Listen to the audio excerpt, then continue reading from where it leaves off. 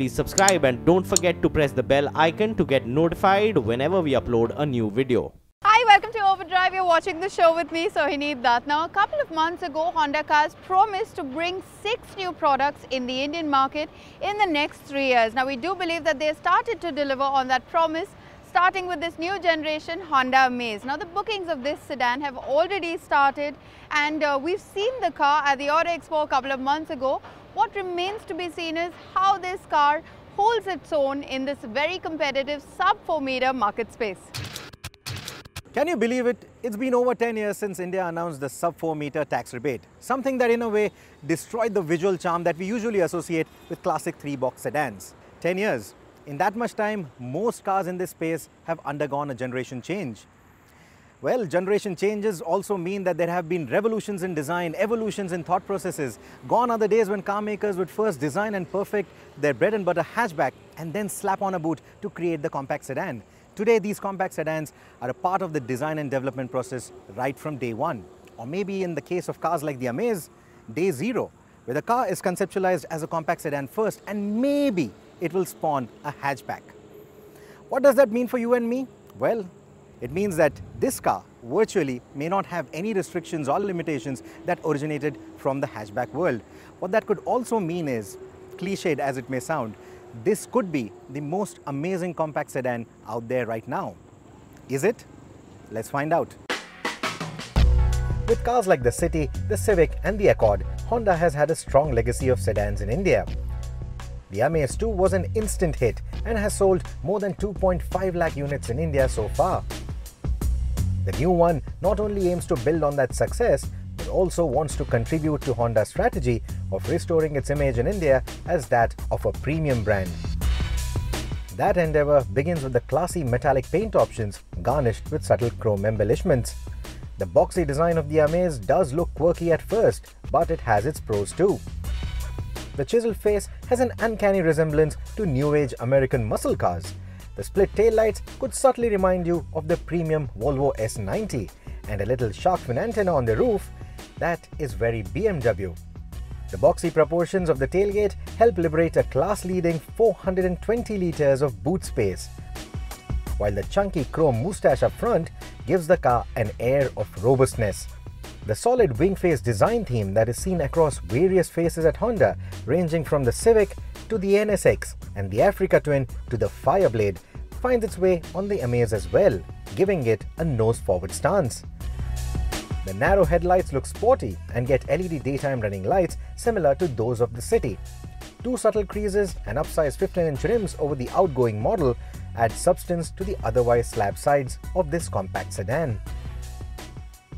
A part of the going premium process are these chunky door handles which replace the flimsy and thin units that you had on the outgoing car. You also get proximity sensing, keyless entry and keyless go. You also get better looking scuff plates on the door sills, and the steering wheel is now chunkier and feels good to hold. Typical to compact sedans, the boot looks stubby, but that, along with an increased wheelbase, a wider track, a short engine bay and the boxy proportions, makes for a very roomy cabin, and a good-looking one at that. With the second generation of the Amaze, Honda has continued to use its favorite black and beige combination for the cabin, and I think it looks great. In fact, compared to the cabin of the previous Amaze, this one is a major leap forward, not just in terms of the design, but also in terms of its overall quality. Of course, for this class of car, for this price tag, you still get scratchy plastics. But if you look at the panel gaps, the switchgear used, there's a level of consistency in here, which I really like. Like I said, the design also looks very nice. If you choose the top spec trim, you get this nice in-dash infotainment system. It's a touchscreen system that lies in line with the instrumentation, so you don't really have to take your eyes too far off the road. And on top of this is where you have the central AC vents. I think that's a very good design in there because that also helps you get better circulation through the cabin. Whether it really works is something that we are going to find out once we get into the rear seat. But as far as the front seats are concerned, I think they're nice and supportive. The seat squabs are slightly fatter. The seats themselves are slightly fatter. The overall contouring is nice. They're quite supportive in that sense. And we did drive this car for almost 100 kilometers so far. And I think the overall comfort levels have been quite good. So overall, I think this cabin of the second generation Amaze is, like I said, a big step forward than the previous car. And I think it's a positive step. The rear seats are quite accommodating too and should fit 2 adults and a kid. Thanks to the scooped out front seats, knee room is ample, but the headroom is compromised for tall adults. The cabin of the new Amaze feels quite pleasant and should be a comfortable place to be in even on long distance journeys. Notable features in the car include keyless entry and go, a touchscreen infotainment system which has Bluetooth telephony, satellite navigation and compatibility with Android Auto and Apple CarPlay. There are 2 USB ports as well and 2 12-volt sockets. Adjustable headrests for better whiplash protection are only provided on the front seats though. We would have liked to see them on the rear bench too. The safety kit that is standard across all trims of the Amaze includes airbags for the driver and the front passenger, anti-lock brakes with electronic brake force distribution, ISOFIX style seat anchorage, pre-tension seat belts and rear parking sensors.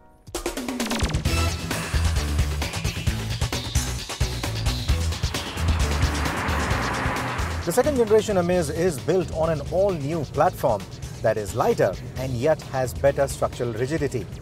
Now, the platform also gives this car a wheelbase that is longer by 65mm compared to the outgoing car, raises the car by about 5mm to give it a ground clearance of 170mm, and also increases the track at the front and the back by 17 and 25mm respectively. What all these numbers translate into essentially is that it has better capability to take on the poor Indian roads and of course improved stability at highway speeds. Now, if you remember, the earlier Amaze did feel a little floaty, did feel a little too light when you were driving at highway speeds. Now this car has gone lighter.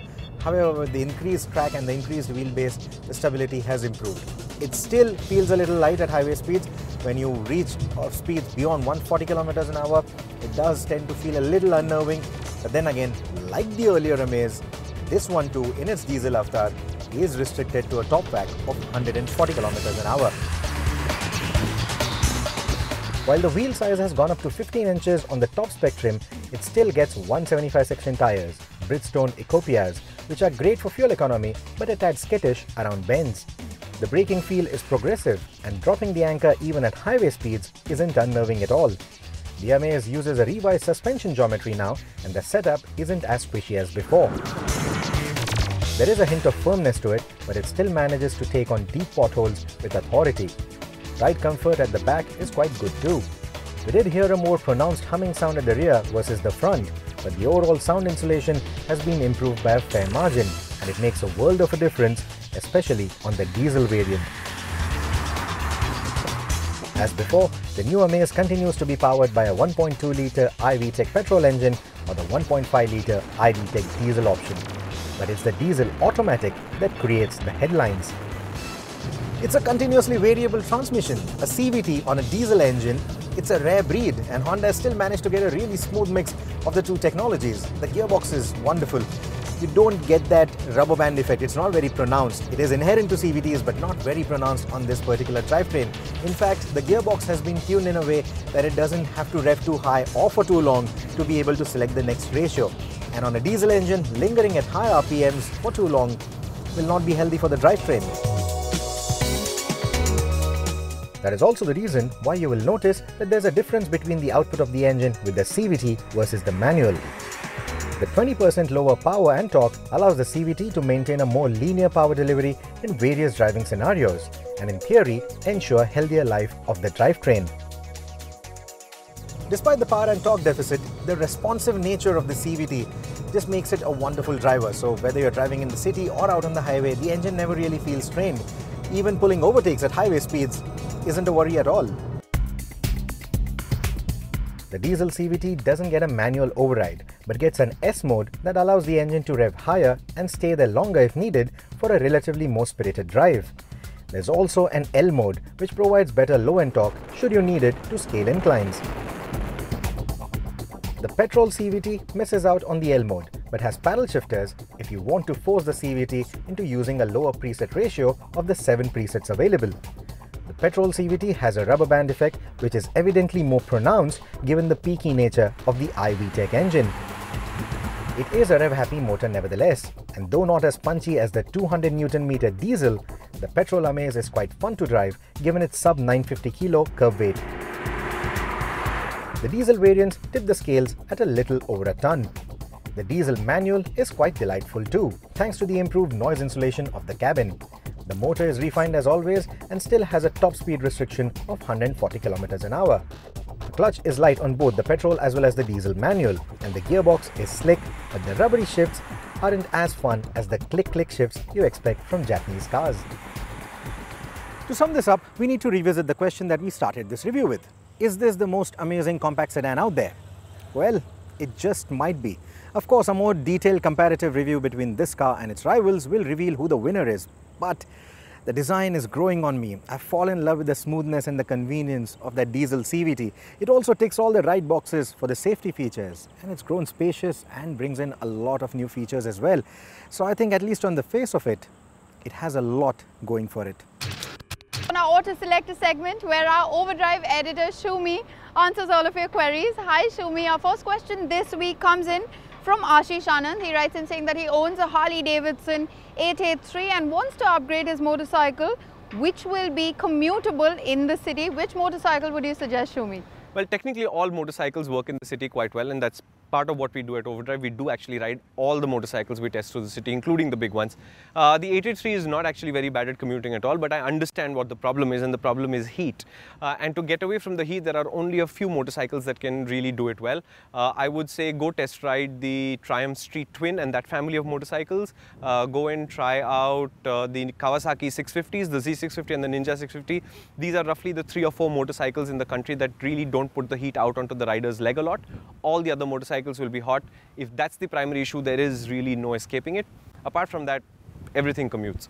And our final question this week comes in from Ganesh Ramakrishnan. He writes in from Bangalore saying he owns a 2009 Honda Stunner. He wants to upgrade and has shortlisted the Honda X-Blade, the Bajaj Pulsar 180 or the 220 and the TVS Zeppelin. His weekly commute is 120 kilometers and he has a budget of 1.3 lakh rupees. His priority is reliability. Which motorcycle would you suggest, Shumi?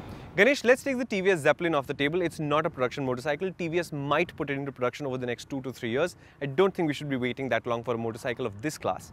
That leaves us with the Pulsars 180 or 220 and the X-Blade. They're all very, very nice motorcycles in the sense that these engines have been around for a while, these frames have been around for a while, and they're very, very established and stable.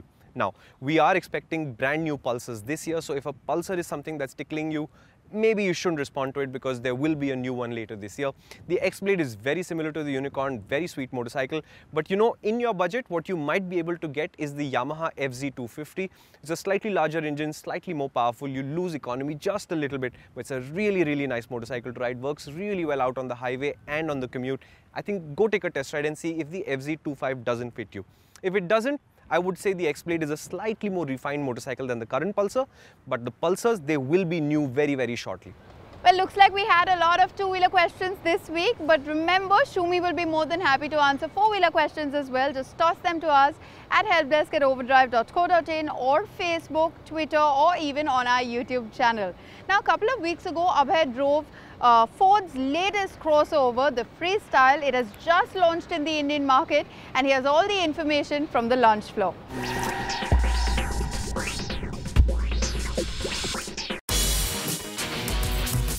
Ford has launched its compact utility vehicle in the Indian market at 5.9 lakh rupees for the base petrol variant and 6.9 lakh rupees for the base diesel variant. The Freestyle comes with a host of interesting features and safety kit. The most noteworthy among them is the dual airbags, ABS and EBD that come as standard across the range, and active roll protection when treading off-road. The competitive price band the Freestyle falls in makes it an attractive proposition when compared to its natural rivals, the Hyundai Active i20, Honda WRV, and also some of the newer hatchbacks like the Elite i20 and the Maruti Suzuki Baleno. Toyota India has launched its Yaris sedan at an introductory price of 8.75 lakh rupees ex-showroom Delhi. At this price range, the sedan competes with the likes of the Honda City and the Hyundai Verna. Toyota is offering just a 1.5-litre petrol engine in the Yaris, which is something that could tip the scales in favour of the rivals. Now, Maruti Suzuki holds the distinction of running one of the toughest rallies in the country every year. across some of the most excruciating terrains that the organizers can chalk out on the map. Now, this year marked the 16th edition of the Maruti Suzuki Desert Storm, and this 5-day grueling challenge was held under the scorching glare of the Thar Desert in Rajasthan. Here's all the action. Hello from Overdrive. We are in the baking hot Thar Desert near Jaisalmer in Rajasthan, and this is the 2018 Maruti Suzuki Desert Storm.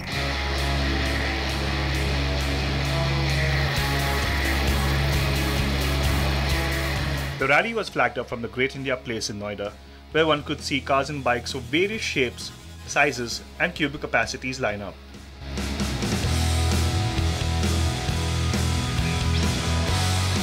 This year we started a new concept, if you heard about it, called the Team Motorsport.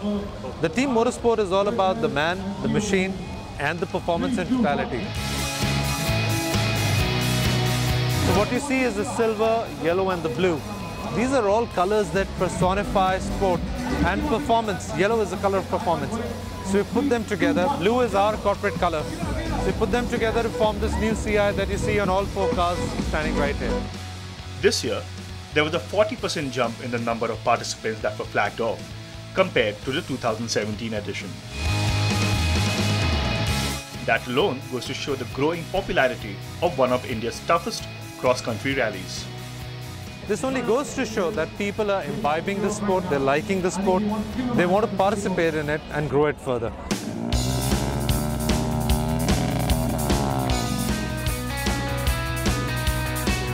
The participants had to cover over 2,000 kilometers with special stages in Bikaner and Jaisalmer. To add to the challenge of rallying in the desert, the organizers insisted on only using a roadbook to navigate on certain stages. The scorching hot temperature and treacherous terrain was proving to be a test of both man and machine.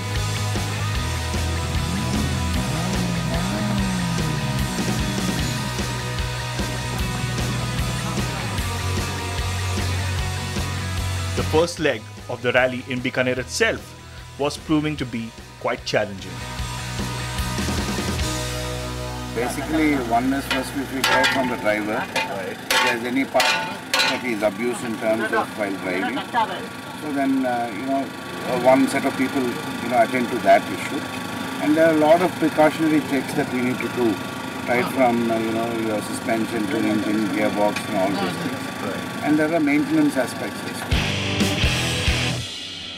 But despite the many odds stacked against them, these brave men and women set out to conquer a rally stage with steely determination every single time. In the motor category, Angata Racing's Aaron Mayer emerged victorious. Participating for the first time, Aaron knew when to push hard and when to back off the throttle on his KTM, depending on the terrain and the conditions.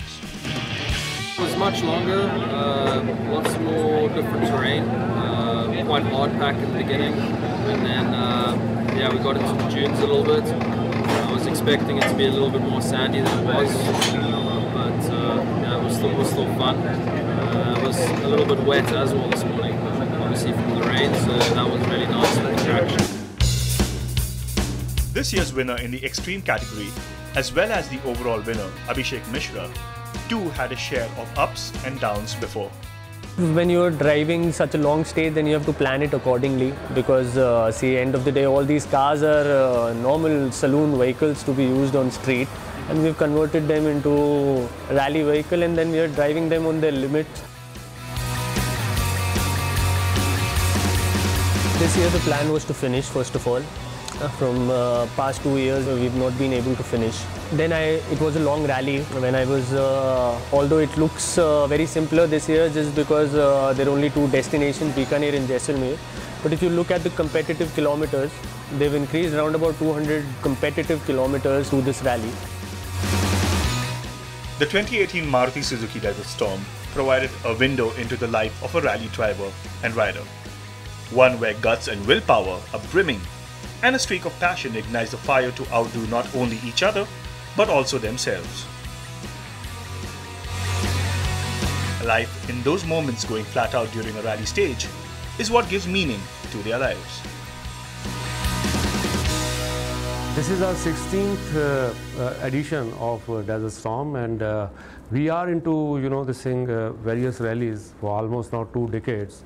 Our Raid Day Himalaya being the other one. Now this is a very extreme kind of a rally, and every year we are raising the bar. We being in the field of car manufacturing, and particularly when you are market leader, so it comes naturally to us that we should promote motorsport in our country.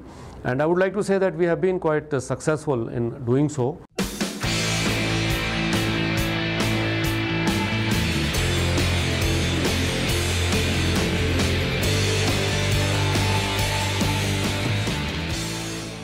Heartiest congratulations to all the winners of the Maruti Suzuki Desert Storm. Cheers to keeping a dream alive and for making it big in the Indian motorsport space. Time then for us to wrap up this week's edition of Overdrive. But remember, you can stay in touch with the team through Facebook, Twitter, as well as our YouTube channel. We'll see you next week. Until then, goodbye and many thanks for watching.